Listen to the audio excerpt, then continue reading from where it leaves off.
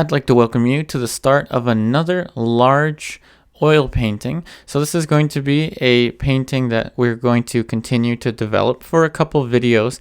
The start, however, is going to be very different to the way we started our last project. And here we have an image of our model Lucy, and I'm going to keep a picture of her to the top left corner of your screen. And so on the canvas, there is some charcoal outlines from me trying to start this painting in the past, and for some reason that charcoal, notice it just didn't come off. I was trying to erase it with my Oderless mineral spirits and my brush, but I will not be using those outlines. Those outlines were there from me trying to start this painting in the past, and there was a reason I couldn't continue filming during that day, but I don't need to get into that, so just know I won't be using those outlines at all. And here we have the very first brush stroke that we're going to apply on this fairly large and ambitious portrait painting. And the canvas size, by the way, is 36 by 48 inches, so 3 feet by 4 feet. And so since we're going to be working over top of lines, I tell you what, that was charcoal lines that I used earlier. Again, I had a problem when I started filming this video and I had to stop, and the charcoal somehow just didn't come off. I tried to wipe it off with a chamois cloth, and as you saw in the beginning of this video, I tried to wipe it off with the Oderless mineral spirits. The charcoal just embedded itself into the canvas. I don't know how that happened, but in any case, we're changing up the start here. Notice how we're moving very freely across the canvas, and the brush that I'm going to be using, or the brushes that I will be using for the majority of this video, are going to be bristle brushes. As you can see, I'm starting to work with a very mass-oriented approach. So if you're new to painting, mass-oriented approach, so mass basically means just exactly what I'm doing there. I'm just filling in a large area of the canvas. And again, the canvas is our world. And for the next 30 minutes or so, I really would like to guide you through kind of my thought process and the things that was going on throughout the day when I started this painting. So what we have is a very basic compositional sketch. And we're actually going to jump right into our titanium white, and our titanium white with a little bit of burnt umber. And these oil paints are Winsor and Newton brand oil paints, in case you're curious. So what I'm going to do is I'm going to work very, very differently to how I started the last large painting. If you recall the large oil painting of Steve that we started a long time ago, the last large painting that I started a long time ago was basically the opposite of this. This is going to be very different. So the mindset is the same. Notice how we're trying to work with simple shape, but we're using a different technique. So we're using value and we're using shape. And we're going to be using large brushes and working very, very rapidly across the canvas. And I tell you what, the main objective is to cover this canvas today and to get the basic composition and basic shapes blocked in a very loose and kind of free kind of way. This is a very energetic approach to the start of a large painting. And of course, this is definitely a way to get acclimated to paint handling. One thing that I actually want to improve on is my paint handling. Look at this massive brush that we're going to use now. This is a 4-inch bristle, a very large bristle brush. And what I'm going to do with this brush here, I'm going to fill in the background. Look how much mineral spirits I even used. You can see it's kind of dripping off the side. Really covered that very quickly. Now I did use my editor just to kind of go over the mundane, me filling in the background kind of stuff. So I won't show too much of the mundane things involved in creating this, with the start of this painting. So what we have are very basic shapes, and we're drawing with very simple straight lines and angles. As you saw, that very large sweeping brush stroke across the canvas was to indicate and to place in the saxophone. So I already had an idea in mind for the composition of this painting. And again, this canvas is our world, and in our world, just like Bob Ross would say, we can do anything we want. And so I'm starting to change my mentality. We all kind of change and develop as we grow as artists. And so I really don't like approaching paintings the same way all the time. Now, with the Steve painting that we did, the large one, I'm not going to talk about that so much because we already kind of covered that before. But essentially, right now, the start is all about getting the paint on the surface and seeing the entire picture all at once. Notice how very quickly and rapidly I'm moving across the canvas.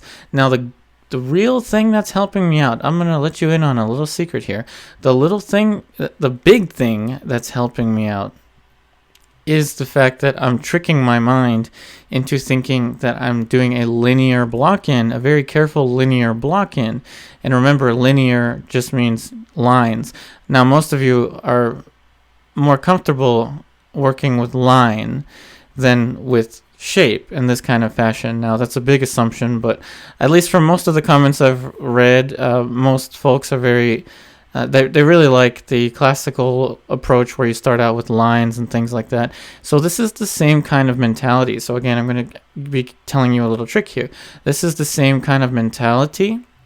The only difference is I'm using paint and I'm using large shapes, but the idea is the same.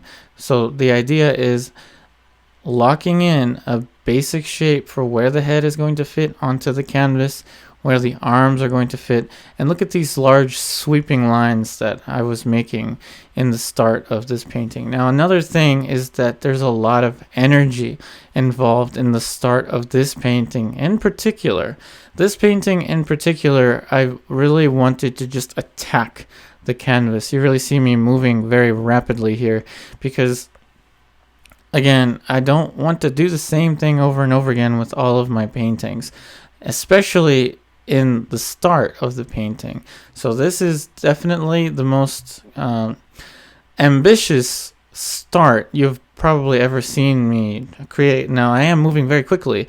It does look like it may be sped up, but I assure you I didn't do any kind of this is all playing in real time. All the clips that you're seeing are in real time. So now what we're doing is we're mixing up a little bit of a middle tone with the palette knife.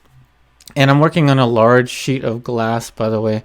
So I just like working on glass these days just because I don't have to worry about the paint drying on it. You know how with my wood palette, I had to clean it every time. And glass palettes, you can clean them very easily with just a razor blade. Notice how quickly, notice how sporadically I'm mixing the paint on the palette. And now what I'm going to do is I want to get that large brush, and that is the 4-inch bristle brush. It's a very cheap but very large and effective bristle brush. And now what I'm going to do is get a little more of the medium. So that was the Neo Megilp medium you saw me put onto the side. And I'm just going to load the bristles with the Neo Megilp medium. Now, why am I using medium, you may ask? So the Neo Megilp is a fast dryer. Notice I'm just going to cover the little abstract shape in the background now.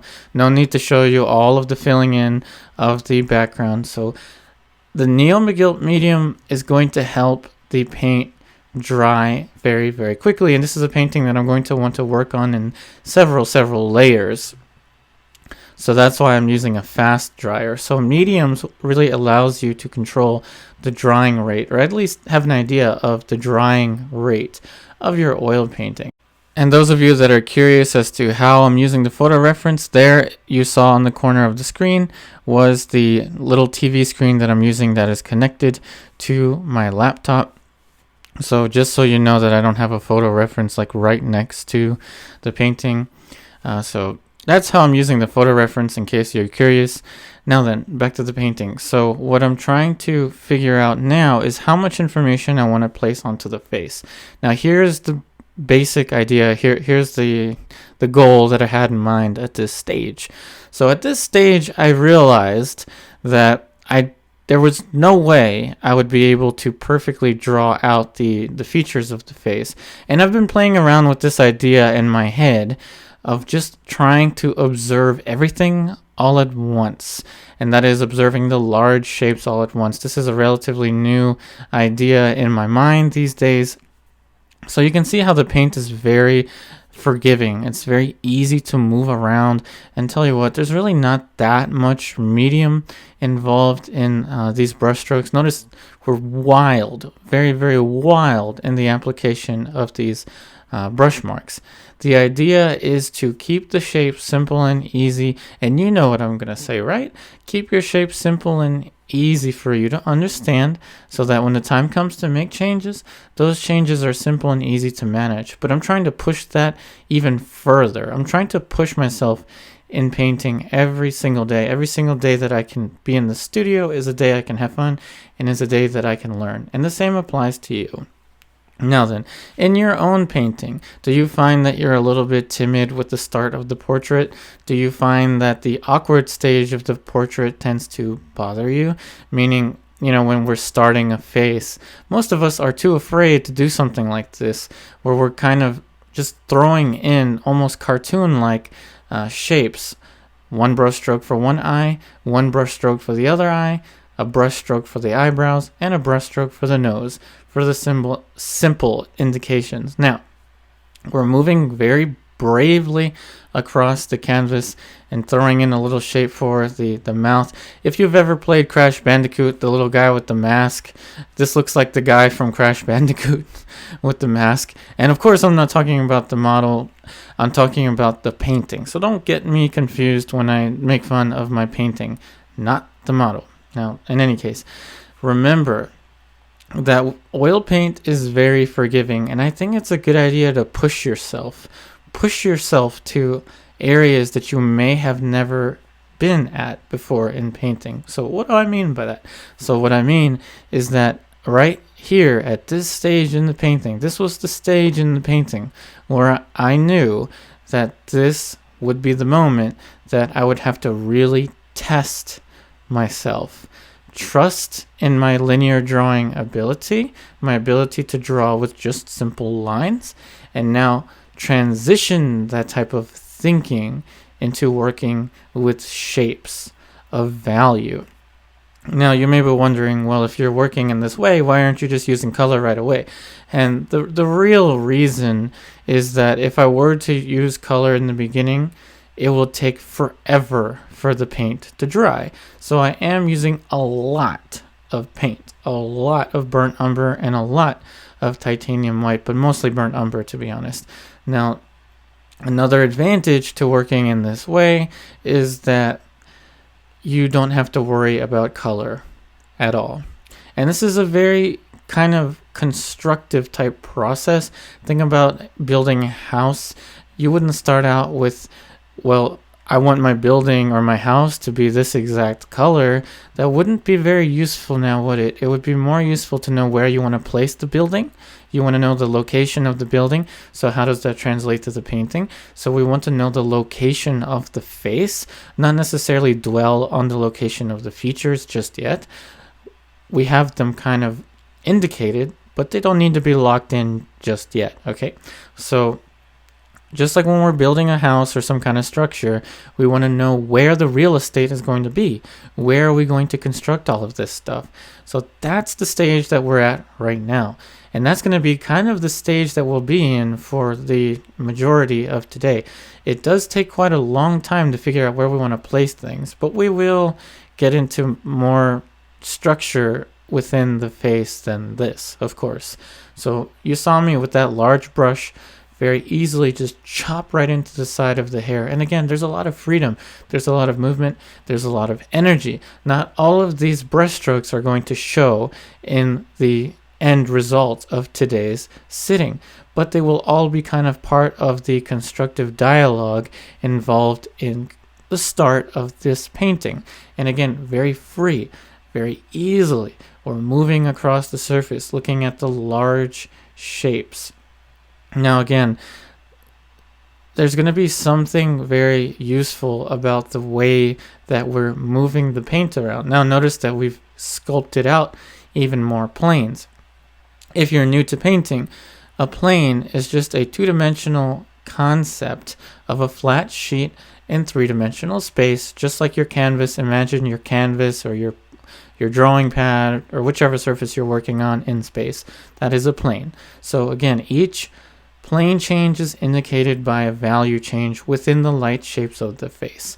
And just like when we're constructing a building or some kind of sculpture or anything three-dimensional, we're not terribly worried about the little details. So eyelids, eyelashes, nostrils, none of that stuff is at all important. And I'll tell you what, with the way that we're handling the oil paint today, the way that we're handling the oil paint today is very brave. I will say that this is a very, very courageous way to start a painting. Notice how there's a little bit of a halftone there for the nose, the bottom of the nose. Now again, this is definitely a way to construct a painting when you really want to just jump into shape. And I think it's important to see the entire picture all at once. And again, painting, as I'm going to continue to say now, your canvas is your own world. And in this world, just like Bob Ross would say, you can do whatever you want to do.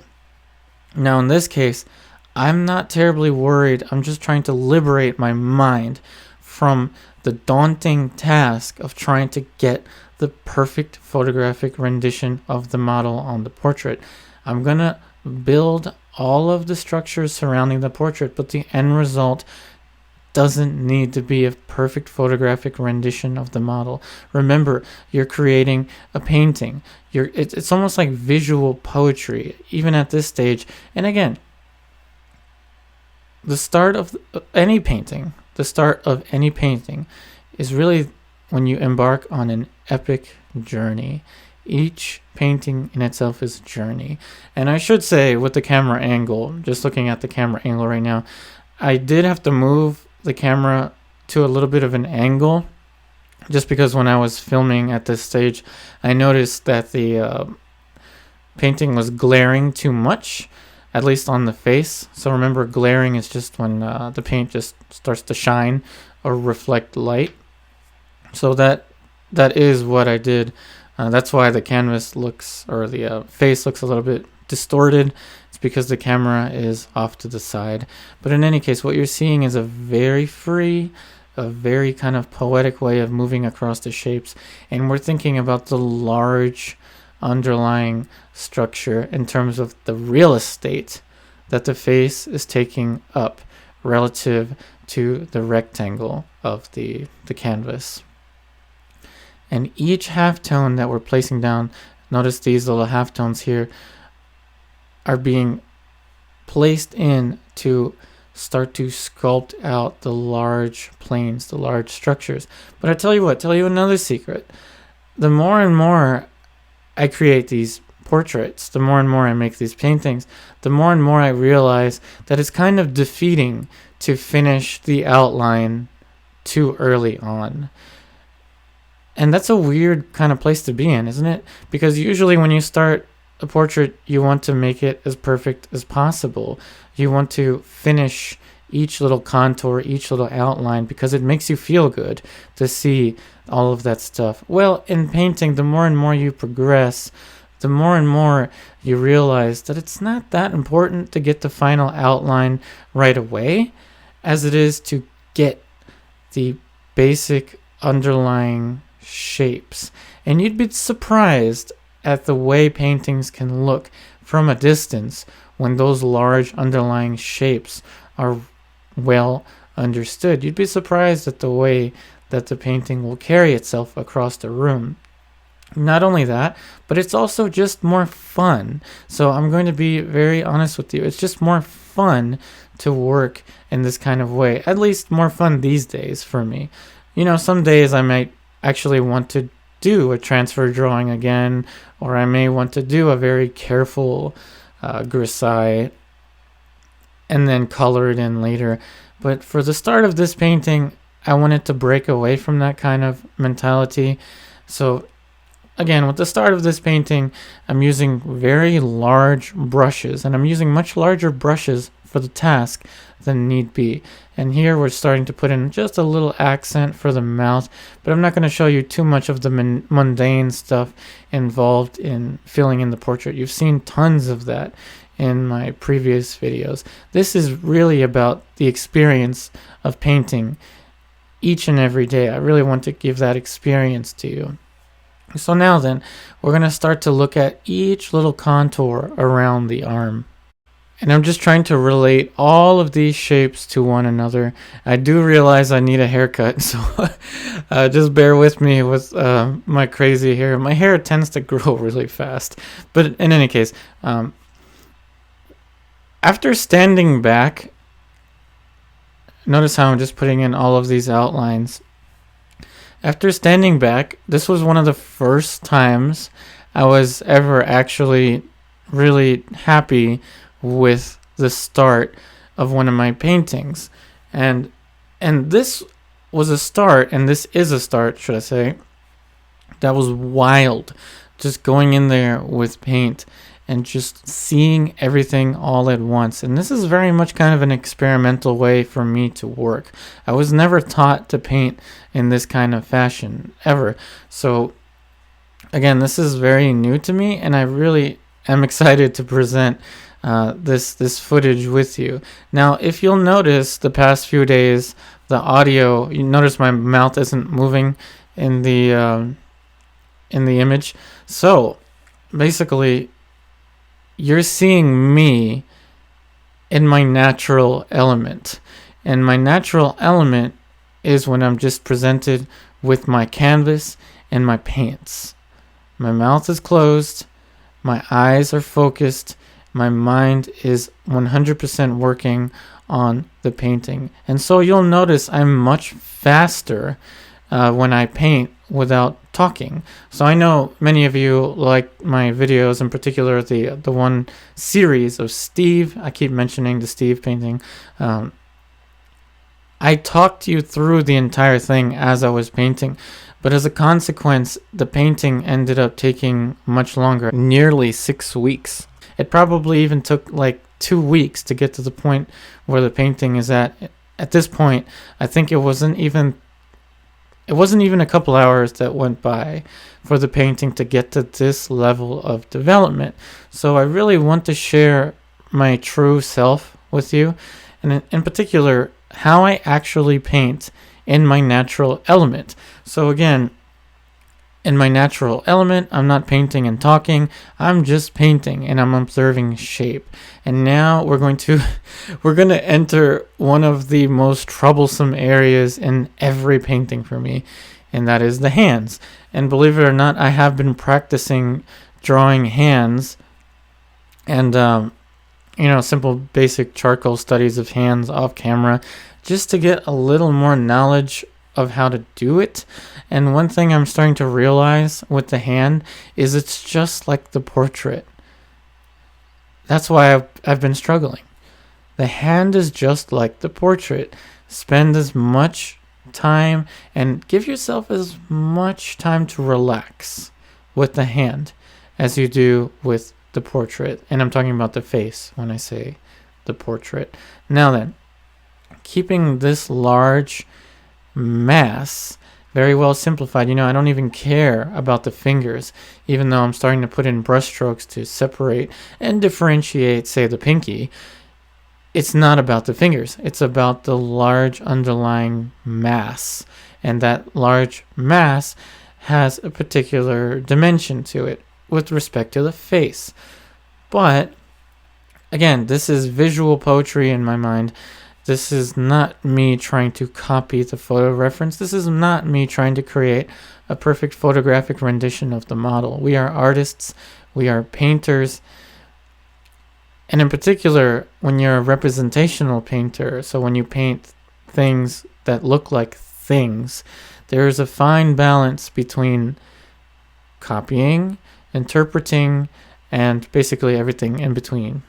And remember, it's important to see the entire thing all at once. So what I'm actually doing is with that large brush, I'm just trying to soften all of the edges. So when you're starting out in underpainting, I think it's a good idea to soften all of the edges around the basically all the contours. And now what we're gonna do is just put in a little bit more light around the shoulder. So tell you what, a little bit of the mindset that was going on in the painting.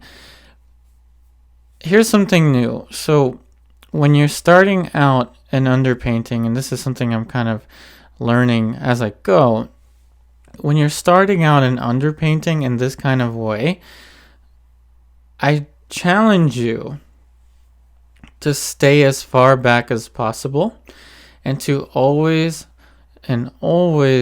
keep calm with all of your brush strokes. Keep calm with all of your shapes and relate everything to everything. Notice how I'm going to look at this distance here for the head, drop it down, that should equal the chest. So we're about good. Turn it over, that should equal the shoulder roughly, given perspective, and we're good. Now, tell you what, it's really not that important at this stage for the values to be completely correct. I know that might sound very contrary to the stuff I usually say in my videos, but in this case, really the most important thing is the silhouette of the model. And the silhouette of the model in relation to the large rectangle of our canvas. It may look like I'm very focused on the values and the shading and the rendering. It may look like I'm very focused in trying to make it look very realistic, but in fact, what I'm much more focused on with the start of this painting is the underlying silhouette. Now, we're going to get into a little bit more neo Megilp, and we're going to start to push even more light on the shoulder.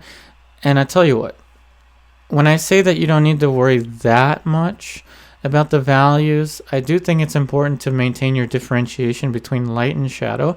That's always paramount, but it's okay to make the lights too light in the underpainting. Now that may sound a little bit strange, but it's okay in the underpainting if you want to put straight white in any of your shapes. Now, oftentimes you'll hear art instructors, and I think I've even said this kind of thing in the past, be careful not to use straight white, because if you relate something around the room, such as my headphones, that is straight white, you'll see that it's not straight white, at least the thing that you're painting.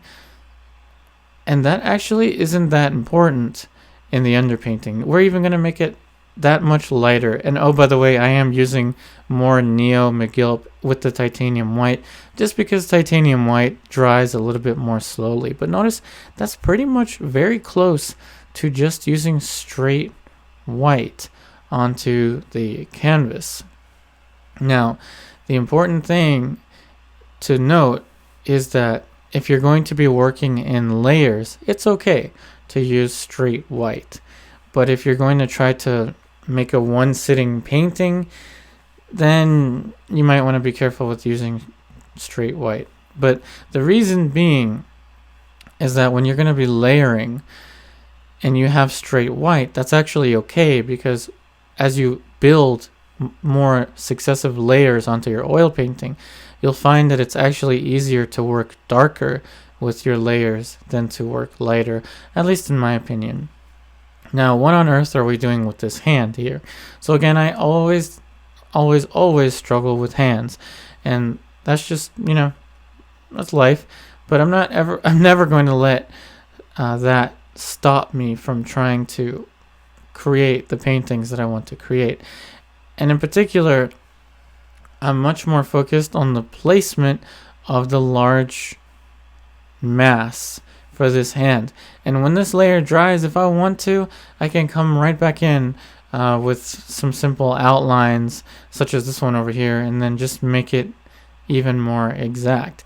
tell you what, it's not that important to get a perfectly finished outline at this stage. Very different. This is very different, and I'm going to keep bringing up the Steve painting, but this is very different to the way I approached my previous large painting project. And we are going to move much faster in this painting. So we're working from the inside out with all of these shapes, always giving ourselves room to move about the picture. And now one of the last things you'll see me do here for today is just soften all of the edges throughout the entire picture. So throughout the entire, all of the shapes that we placed in there, we're just softening it with the fan brush. And the reason is that I don't want any large areas of paint to develop too quickly in the underpainting, so I want it to be much more flat. This is what the painting looks like from a very far distance. This may be about, I don't know, 15 feet away from this canvas. It is a fairly large canvas, so I was actually very happy to be able to cover this much of the canvas and do this much in such a short amount of time. This probably took me maybe a couple hours. I'd say no more than 4 hours. And again, allowing myself to paint without talking actually enabled me to move much faster, and I think I created a much better underpainting for you. So that being said, I really hope that today's video helps you out. I wish you the best in all of your artwork, and as always, I'm trying to bring the experience of creating these paintings to you as much as humanly possible. I really do hope that you have a wonderful rest of your day, and I will be back again very soon.